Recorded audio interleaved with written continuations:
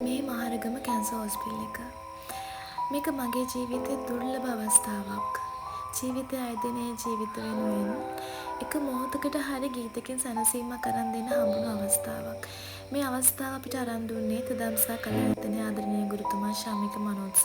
ඉතින් මගේ ගෙදරින් මගේ තාත්තා මල්ලි වගේම ඇකඩමියේ දරුවන් ඒගොල්ලන්ගේ දෙමාපියන් මේ සඳහා සහභාගී වුණා. ඉතින් මේ තියෙන්නේ අපි ඒගොල්ලෝ වෙනුවෙන් ගායපු ගීතවල පුංචි කොටසක්. පූජා කරන්න දළදා මුදුරුවනේ පාතමාලයට වඩින් අපිත් දකින්නති වනත් කහන්නති ඒ කාලේ ගොඩක් වීඩියෝ කරන්න බෑ මොකද මේ හැමතැනම ප්‍රතිකාර ලබන රෝගීන් තමයි හිටියේ. මට තියෙන දෙයක් ඒගොල්ලන්ට දීලා එනකොට හිතට සැනසෙල්ලක් දැනෙනවා. මොකද ඒගොල්ලෝ ඒ සින්දුව ආයි අහන්න ඕනි කියනවා. මේ සින්දුව කියන්නේ කියනවා. අපිත් එක්ක සින් කරනවා.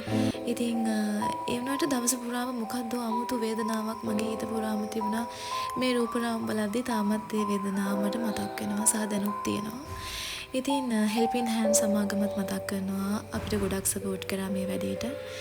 ඉතින් බෝඩ් එකක් ගාන ගිහිල්ලා ලොකු අය වෙනුවෙන් අපි ගායනා කරලා මේ අපි යන්නේ චූටි බබාලා ඉන්න වෝඩ්ස් වලට. ජීවිතය ගැන කලකිරීමක් ඇතිවෙච්ච දවසක් ඉඳන් මේ ඇතින් පේන්නේ මං කියපු චූටි බබාලාගේ වෝඩ්ස් ඉතින් ලස්සන පාට දාලා සමනල්ලි වන්දලා ඒගොල්ලන්ට බලන්න ආස විදියට තිබුණා. ඉතින් අපි ඒගොල්ලෝ වෙනුවෙන් ඒගොල්ලෝ ආස ගීත ගායනා කරලා දවස් අවසානයේ මේ විදියට ගෙදර ගියා. ඉතින් තව වීඩියෝ එකකින් එනම් හැමෝටම සුබ දවසක්.